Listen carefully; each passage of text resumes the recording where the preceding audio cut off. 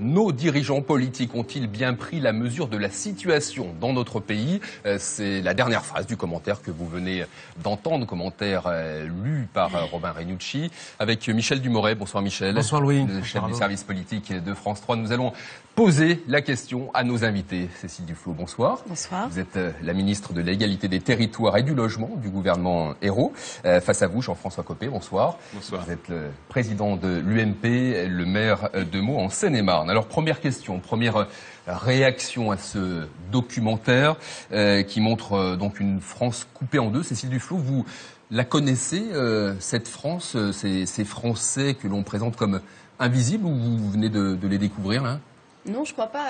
Je les connais. Et d'abord, je pense que ce documentaire est très juste. Il est très juste dans le ton et il est très juste dans le diagnostic. Mais ce qu'il ne dit pas encore, c'est à quel point il est effectivement nécessaire de réagir. Il est nécessaire de réagir parce que le risque, après cette coupure, c'est d'une vraie fracture qu'il s'agira. Et on a un enjeu de cohésion sociale. On a aussi un enjeu de sa propre représentation. Ce qu'on entend dans ce documentaire, quand on entend les voix des uns et des autres, pas des chercheurs, pas des scientifiques, mais des gens qui le vivent, c'est qu'ils le ressentent. C'est-à-dire qu'ils se sentent différents. Et ils sentent, pour certains d'entre eux, que leur avenir peut pas être à Saint-Dizier. Et ça, on peut pas l'accepter. Mais vous parlez de coupure, de fracture, ça fait quand même des dizaines d'années qu'on entend les politiques parler de coupure, de fracture. C'était le cas déjà dans 95, lors de la campagne présidentielle. Ouais. Jacques Chirac parlait de la fracture sociale. Ce qu'on montre, c'est qu'elle n'est pas que sociale, elle est territoriale. C'est-à-dire qu'il y a des territoires qui décrochent, mais c'est aussi le résultat, et ça c'est ce que le documentaire montre assez bien, de 30 ans de laisser faire. C'est-à-dire qu'on a laissé glisser des territoires, laisser se concentrer les richesses sur certains territoires, croire que de la concurrence viendrait une sorte de progrès, alors que c'est le contraire qui s'est passé. On a laissé des territoires glisser et ça ne doit pas être encore acceptable. Droite et gauche, c'est un petit peu le propos de Cécile Duflot. Jean-François Copé, quelles sont vos premières réactions quand vous avez regardé ce documentaire? Est-ce que d'abord vous étiez surpris de ces témoignages? Ou est-ce que vous croisez ces oubliés également dans votre ville de Meaux, eux qui disent, en effet, peu vous croisez sur le terrain? Ceux de Meaux aussi, ça, ils nous croisent beaucoup, bien sûr. Moi, j'ai trouvé ce documentaire extrêmement touchant et émouvant. Parce que s'il est vrai qu'il y a en France beaucoup de gens qui réussissent, par leur travail, par le talent qui est le leur, par leur histoire aussi, il en est qui sont les oubliés aussi. Et je trouve que ce documentaire le montre bien, et c'est une manière aussi d'interpeller pas seulement les responsables politiques. Je crois que tous les Français, où qu'ils habitent, quelle que soit leur origine, leur sensibilité politique ou philosophique, doivent se sentir concernés par un documentaire comme celui-là. Pardon Michel, mais oui, c'est quand même le constat de l'échec des politiques de droite et de gauche, comme on disait. Oui, non mais encore une fois, il ne faut pas tout noircir. Bien sûr que c'est un échec de voir des territoires glisser, Cécile Duflot a raison de le dire ainsi. Je pense que l'analyse de Christophe Guilluy fera date, comme autrefois on avait fait l'analyse de Paris et le désert français.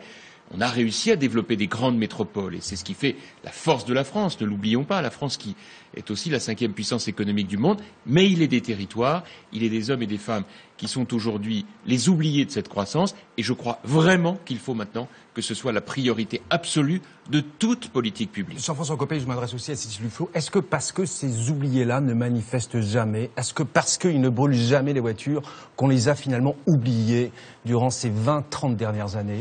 D'abord, il faut voir aussi que parmi ces territoires en souffrance, il y a aussi les banlieues de certaines grandes villes ou certains quartiers au cœur de certaines métropoles. C'est-à-dire que les inégalités entre les territoires, c'est aussi au sein des grandes métropoles et là, dans la région parisienne, et on le voit au début de ce documentaire, c'est le cas. Mais moi, ce que je voudrais dire sur les solutions, ce qui est intéressant, c'est l'ouverture de la fin du documentaire, c'est de dire que ce résultat-là, c'est pas un hasard, c'est le résultat du laisser-faire, du libéralisme, c'est-à-dire du fait de considérer qu'on peut laisser faire le marché et qu'il va se réguler. En fait, non, il peut sacrifier des gens et sacrifier des territoires. Et ça, c'est absolument inacceptable. Donc moi, je crois à la régulation, je crois à l'intervention publique, et c'est à ce titre-là qu'on mène une politique d'égalité des territoires pour dire qu'on ne peut pas accepter, dans un pays, de laisser certains quartiers ou certains territoires seuls.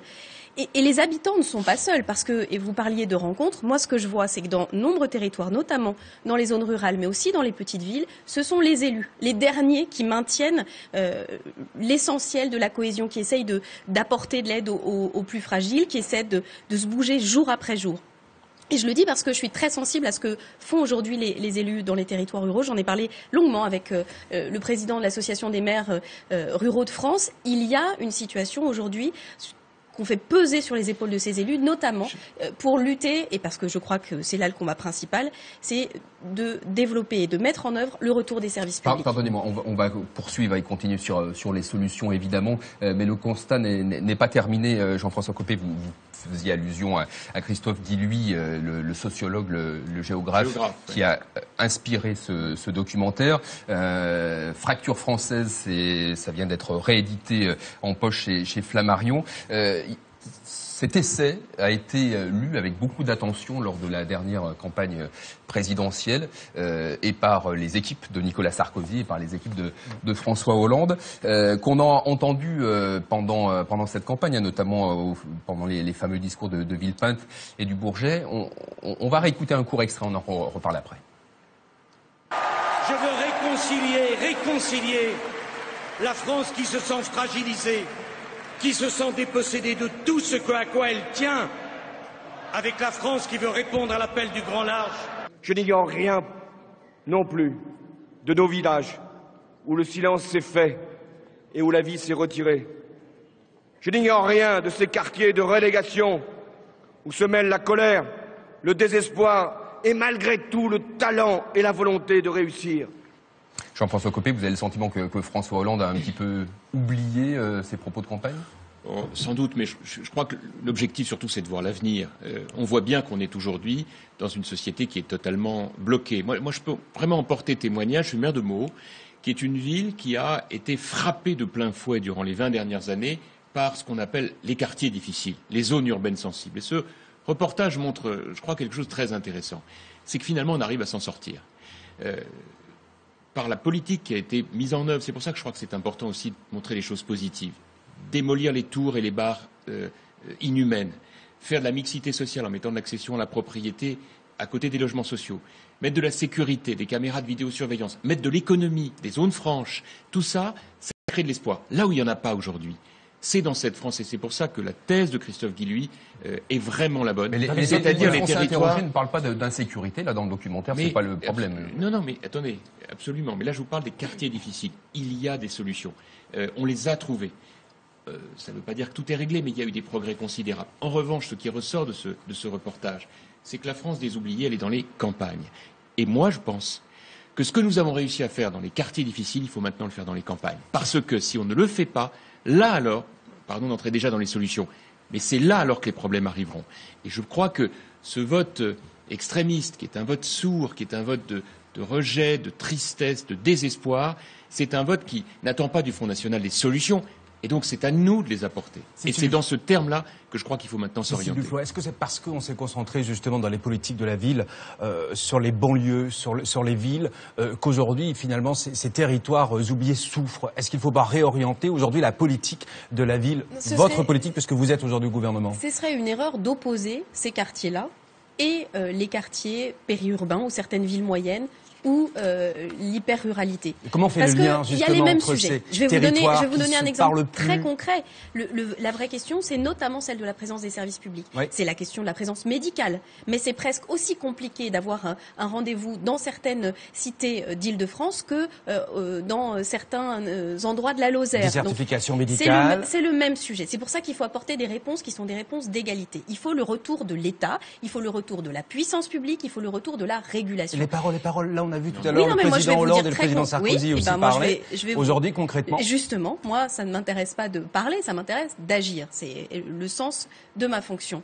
Et notamment sur le retour des services publics, c'est le chantier prioritaire. Il y a eu des expérimentations sur les maisons de services publics. C'est-à-dire comment faire pour que, en caricaturant, dans chaque chef-lieu de canton, on puisse avoir un accès à tous les services publics. La mutualité sociale agricole, mais aussi le trésor public, mais Pôle emploi, qu'on ait la capacité d'avoir un rendez-vous parce que... Combien de temps ça va donner? Le chantier est en cours. Dans quelques semaines, je vais réunir l'ensemble des opérateurs pour qu'on déploie ce dispositif sur l'ensemble du territoire. Parce que c'est pas la même chose, un village ou un petit bourg dans lequel il y a un lieu où on sait qu'on peut se rendre pour avoir accès aux services publics, et l'isolement, la solitude de savoir, à l'inverse, qu'on doit faire 50 km pour aller à Pôle emploi. La dame qu'on a vue dans votre reportage, je crois qu'elle s'appelle Sylviane, qui cherche un travail, même un mi-temps. Aujourd'hui, elle n'a pas de voiture pour se déplacer, elle peut donc même pas aller à des rendez-vous, elle peut pas aller faire une formation. Donc on voit bien qu'il faut aussi que...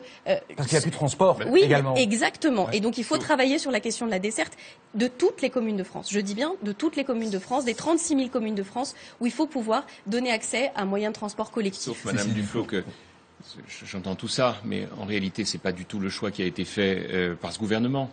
Nous sommes où... Écoutez-moi, Madame, je vous ai écouté. La vérité, c'est que lorsque vous dites le libéralisme est partout, je crois que c'est pas le sujet. La vie quotidienne dans ces zones rurales, c'est quoi? C'est 1000 problèmes quotidiens. Pour lutter contre les incidents de la vie, la panne de voiture, les rythmes scolaires qu'il faut en catastrophe changer, ou bien des accidents de la vie, un problème de santé, un problème de perte d'emploi. La voiture, Madame Duflot, c'est aujourd'hui la priorité absolue. La question des...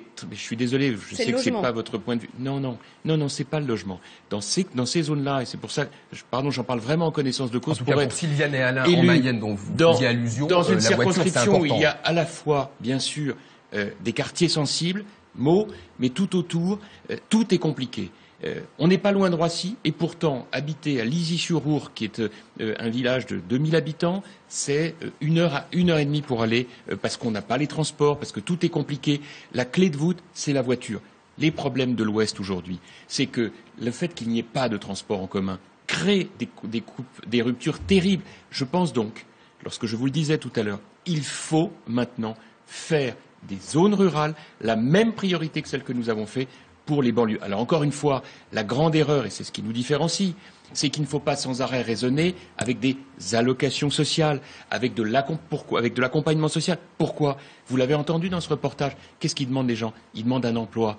Et aujourd'hui, c'est ça qui manque d'ailleurs le plus dans le reportage. Juste, écoutez, Madame Duflot, pardon. Vous ne pouvez pas dire ça. Je vous ai pas interrompu. Il y a une petite faiblesse dans ce reportage. Et je crois qu'il faut quand même la souligner.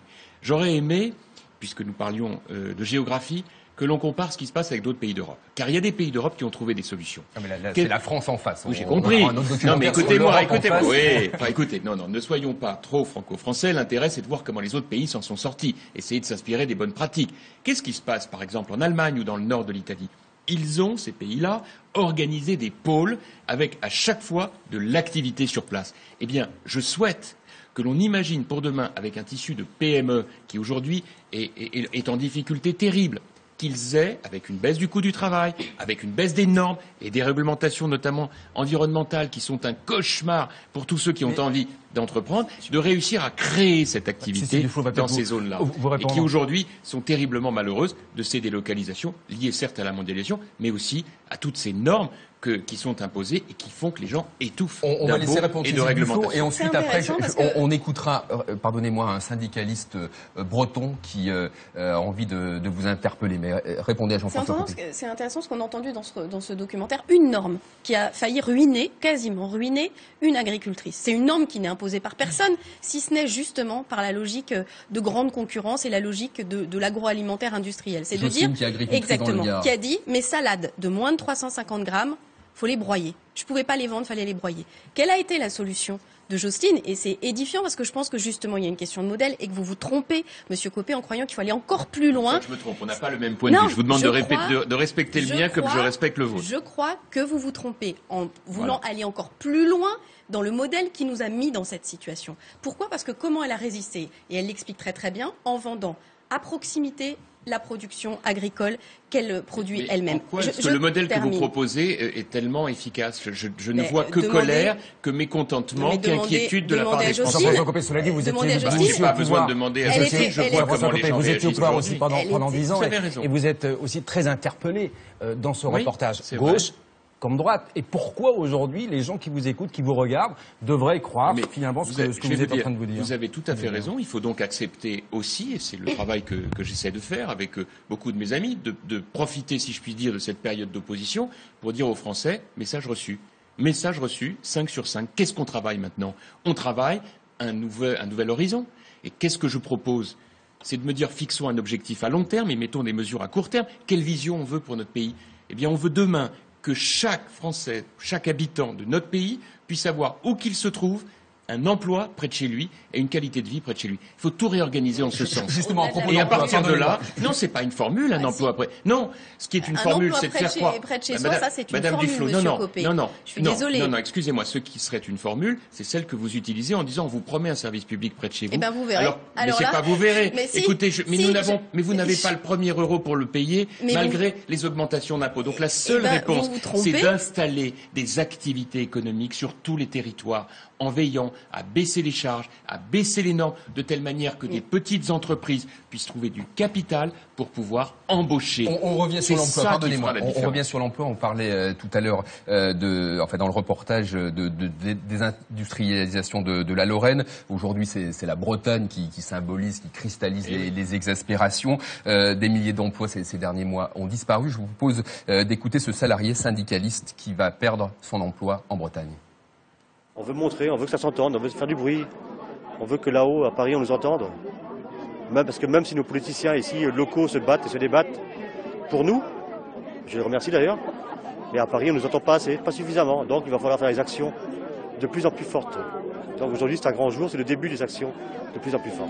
Voilà, des actions de plus en plus fortes en Bretagne. Il faut qu'on parle des conséquences politiques. Jean-François Copé, vous avez abordé tout à l'heure rapidement l'une des conséquences, c'est la possibilité d'un vote Front National. Il y a une autre conséquence, c'est l'abstention. Dans le reportage, nous parlions du couple de Mayenne. Le monsieur disait, moi j'en ai marre, je ne crois plus aux politiques. 30% je ne vote plus. 30%, on va regarder absolument. certains chiffres concernant l'abstention. Dernière présidentielle. Premier tour et exactement de la présidentielle 2012, 20,5% d'abstention, dont 30% chez les ouvriers. On peut enchaîner avec le vote des ouvriers qui est devenu le premier parti de France pour le Front National. Et qu'est-ce qu'on s'aperçoit évidemment, c'est que c'est Marine Le Pen qui rafle la mise à la dernière élection de 2012 et on n'a pas l'impression que ça s'améliore, Cécile Duflot.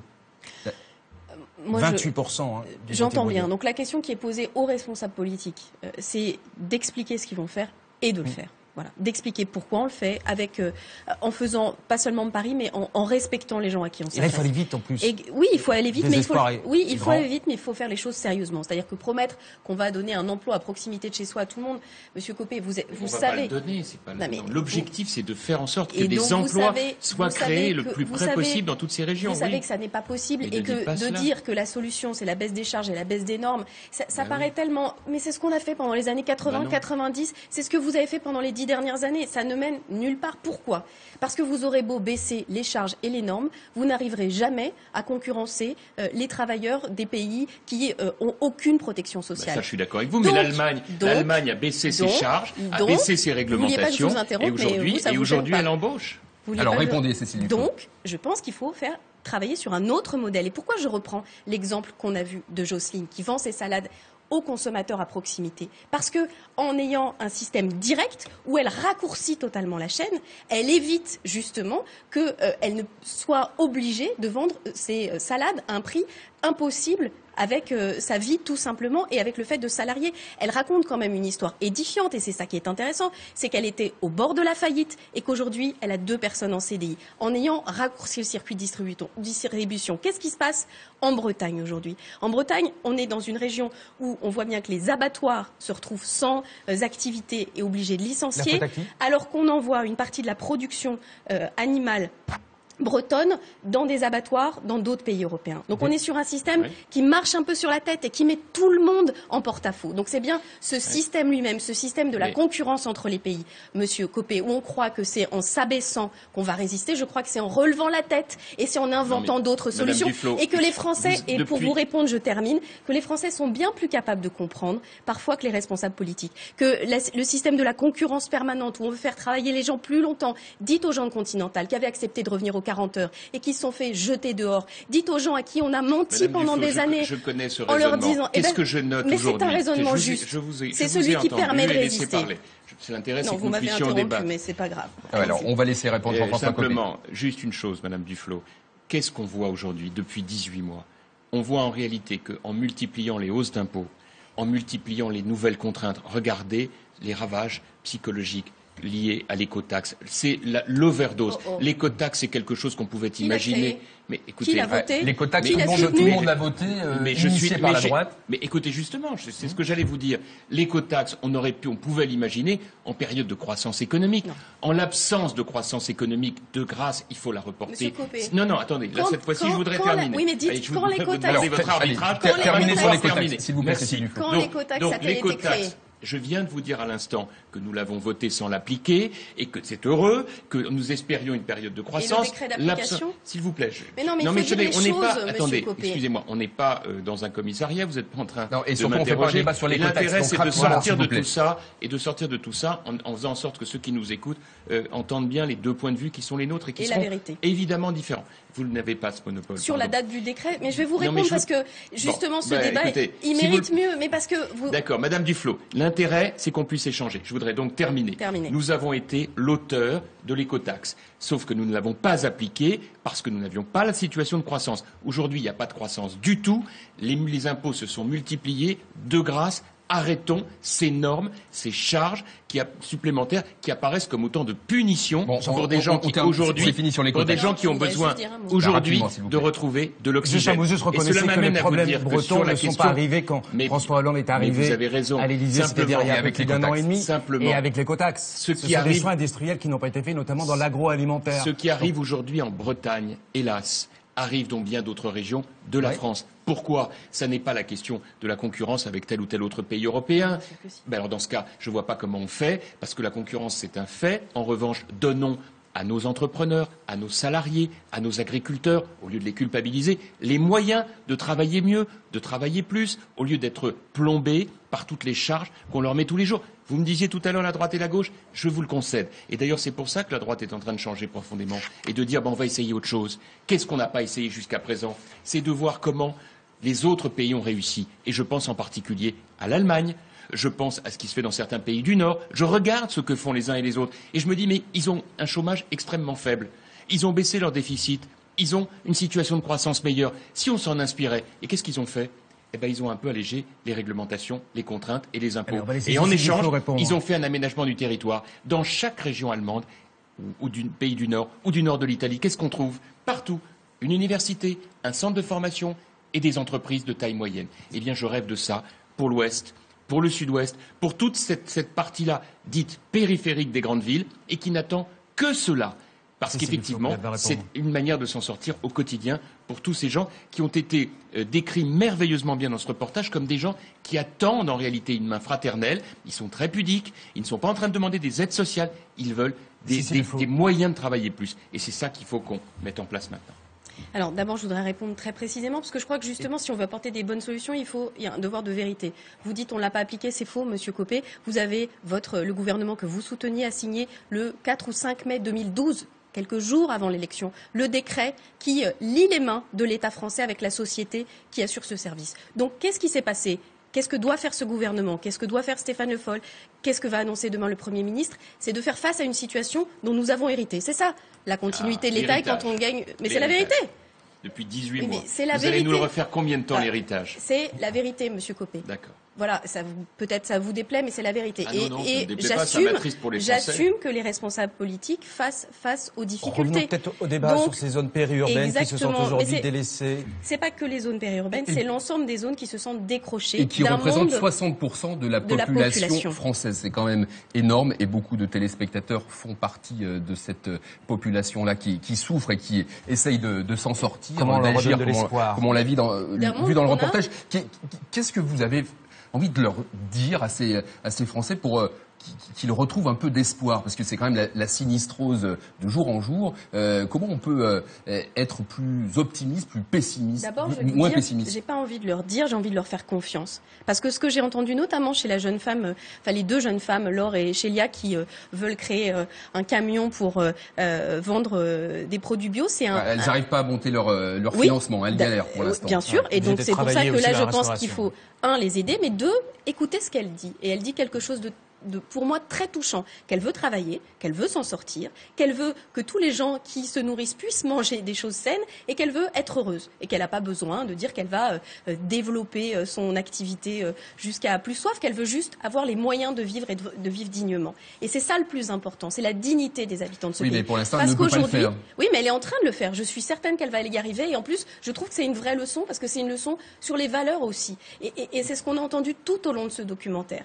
J'ai entendu, je sais oublier son prénom et il m'en excusera, dire qu'il avait été fier d'être ouvrier et d'être un simple ouvrier. Moi, je pense qu'on a donné une image aussi en organisant la concurrence de territoires qui étaient plus brillants, qui allaient plus en avant d'une réussite qu'on voulait imposer à tous. On a aussi culpabilisé, on a renvoyé un message qui était négatif, alors qu'il y a dans ce pays, sur tous les territoires, des personnes, des élus, des gens qui se débrouillent chaque jour et qui inventent des solutions. Et c'est plutôt leur faire confiance que leur donner des leçons. Il y a aussi le témoignage de Baja. Baja est auxiliaire, puéricultrice. Elle va aider aussi les personnes âgées. Elle gagne 800 € par mois. C'est les services liés à la personne. Est-ce qu'aujourd'hui, vous dites, vous êtes en charge de ce service également, vous êtes membre du gouvernement, vous allez aider aussi d'une manière, je ne sais pas, en allégeant les charges fiscales, par exemple, sur ce métier-là, service à la personne, Ce qui est encore plus intéressant, au-delà de la question simplement fiscale, c'est qu'est-ce que ça veut dire ? Qu'est-ce que ça veut dire d'aider des personnes âgées à vieillir chez elles ? À ne pas les obliger à quitter leur domicile, faire en sorte que ce lien continue de se tisser, que des jeunes puissent se réinstaller dans ces villages. Ce qu'a fait ce gouvernement, par exemple, c'est d'arrêter de fermer des écoles dans les villages. Parce que quand on ferme l'école d'un village, on sait qu'on le condamne au déclin et à un changement d'ambiance complet. Remettre des instituteurs, remettre des enseignants, réouvrir des écoles, oui, c'est la réalité. Donc, retour des services publics. Oui, mais c'est en cours. C'est en cours parce que c'est le choix très volontariste du gouvernement. C'est pas retourner en arrière, c'est inventer les services publics de demain, mais remettre de la présence et du lien humain.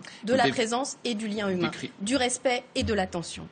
Enfin, sauf que ce que vous dites là n'a rien à voir avec ce que vous faites. Hélas, j'aimerais que ce soit vrai, mais ça n'est pas du tout ça qui se passe. Nous sommes aujourd'hui asphyxiés par des hausses d'impôts qui ne se retrouvent jamais dans la vie quotidienne des Français. Et c'est ce qui est... Attendez, madame. Oui, bien sûr, tout est de notre faute, j'ai bien compris. Non, je n'ai pas dit ça. Et heureusement que vous êtes là pour sauver la France. Je n'ai pas dit ça. Si vous pouvez un tout petit peu faire preuve de modestie. 2 secondes. Quand on voit ce que nous voyons tous les jours, des Français exaspérés, si vous pouvez faire un tout petit peu preuve de modestie et bien vouloir reconnaître qu'au-delà des effets d'annonce, sur le terrain, les gens sont paniqués. Parce que tous les jours, ce sont des taxes nouvelles. Tous les jours, ce sont des réglementations. Et vous me parlez d'ultralibéralisme. Mais écoutez, les gens, excusez-moi, je vous vois exaspérés. Mais c'est rien à côté de l'exaspération des Français. Mais justement, les Français que nous entendons, François Copé. Non, attendez, Madame Duflot. Je voudrais, si vous le permettez, à chaque fois, vous m'interrompez, mais quand c'est moi, c'est un scandale. Je vous dis qu'après ce qu'on vient de regarder, c'est pas très digne de faire ce petit débat un peu vulgaire sur l'actualité de l'instant. D'accord. Quelles sont les vraies solutions ? Je ne sais pas ce qui est digne et ce qui ne l'est pas. Je voudrais simplement vous croyez qu'en baissant les normes, vous allez trouver une solution aux 2 personnes qu'on a vues dans leur maison qui n'arrivent pas à se chauffer ? Alors, oui, ça je pense. On laisse terminer Jean-François Copé. Et après, j'ai une dernière question à vous poser à tous les deux. Je pense qu'effectivement, plus vous allégerez les normes, les réglementations qui s'imposent à tous les Français, petits patrons, commerçants, agriculteurs, indépendants, salariés, plus effectivement vous leur donnerez de quoi respirer. Non, s'il vous plaît, Madame Duflot. Vaut mieux isoler les maisons, je vous rassure. Plutôt que baisser les normes, vaut mieux isoler les maisons. Je reconnais là un credo écologique qui vous a amené de la même manière à fustiger la filière agroalimentaire bretonne. Et il ne faut pas s'étonner de voir ce que nous voyons aujourd'hui. Alors, de manière générale, une dernière question. Attendez, s'il vous plaît, je voudrais juste rapidement, s'il vous plaît, parce que le temps passe très vite. Vous dire qu'effectivement, l'heure est à regarder vers l'avenir. Et ce que je voudrais dire aux Français qui nous écoutent, c'est qu'il y a une solution.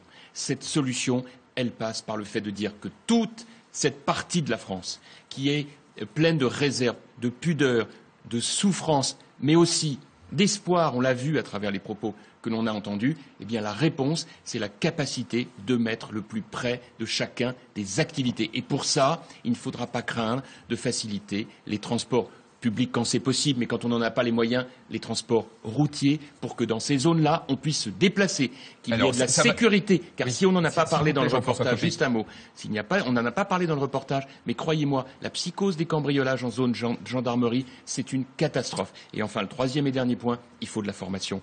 Le cri d'alarme de tous ceux qui se sont exprimés dans cette partie-là de la France, c'est on a besoin de formation pour s'en sortir. La conclusion à Cécile Duflot concernant toutes les solutions que vous préconisez. Ça va sans doute rassurer les téléspectateurs qui tweetent beaucoup qui ont beaucoup tweeté pendant le documentaire et pendant votre débat. Et la question récurrente, c'est pourquoi les élites nous ont-elles abandonnés? Alors, est-ce que vous pouvez répondre en forme de conclusion à la question de nombreux téléspectateurs, internautes? Écoutez, moi, j'ai pas le sentiment que les élites aient abandonné. Je pense que peut-être un certain nombre de responsables n'ont pas vu ce qui se passait dans le territoire de notre pays. Ça, c'est vrai. Et pour avoir fait depuis des années et continuer de faire énormément de déplacements, et vous pouvez vous moquer, Monsieur Copé. Moi, je crois que les gens qui n'arrivent pas à se chauffer, les 13% d'habitants de notre pays, ceux qui n'arriveront pas cet hiver s'il fait très froid, à remplir une deuxième fois leur cuve de fioul pour continuer à se chauffer, eh ben, je pense qu'ils sont satisfaits quand on agit et quand on décide de donner une prime de 1 300 €, de faire en sorte qu'il y ait un crédit d'impôt pour pouvoir isoler sa maison et vivre mieux. Voilà, c'est ça les réponses concrètes qu'on doit apporter. Merci Cécile Duflot, merci Jean-François Copé d'avoir participé à ce débat, à ce face-à-face concernant donc ce documentaire La France en face, celle qui se sent abandonnée loin de la mondialisation et qui concerne plus de la moitié de la population française. Merci, merci à vous, merci Michel.